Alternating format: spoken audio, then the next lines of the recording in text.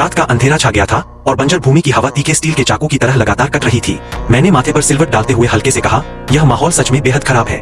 मैंने rearview mirror में देखा तो उस धुंध की ग्रे दीवार इतनी दूर थी कि नजर ही नहीं आ रही थी, लेकिन मेरे मन में दबाव उससे कम नहीं हुआ था। फिर मैंने सिस्टम खोलकर उस लाल रंग की उल्टी गिनती को देखा तो पता चला कि धुंध के आने में अभी 9 घंटे से भी कम समय बचा था। इसलिए मैंने एक गहरी सांस ली। हालांकि मेरे पास असीमित ईंधन था, लेकिन इंसान और गाड़ी दोनों को आराम चाहिए था। इसलिए मैंने हवा से बची हुई एक मिट्टी की पहाड़ी के पीछे हैंड ब्रेक लगाकर गाड़ी रोक दी। गाड़ी रोकते ही मैंने देखा कि बाएं अगले टायर के घिसने का संकेत आ रहा था और सोच में पड़ गया, जल्द से जल्द कोई नया टायर ढूंढना होगा।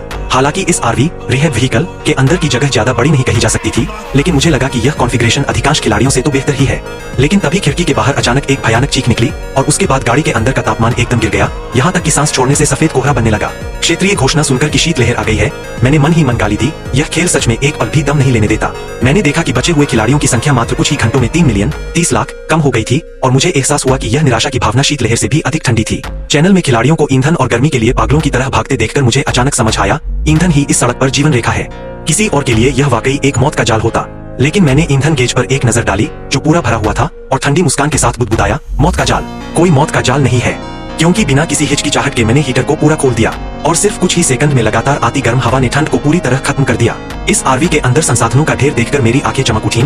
बिना किसी संदेह के इस दुनिया में सबसे जरूरी चीज संसाधन ही थे।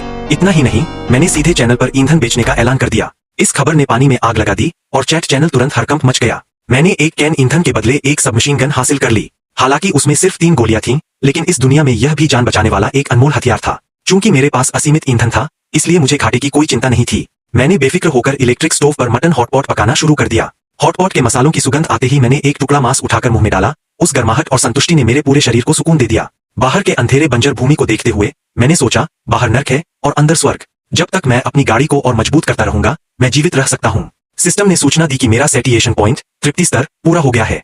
मैंने आखिरी घूंट सूप पी लिया और भाप के बीच मेरी आंखें असामान्य रूप से गहरी हो गईं।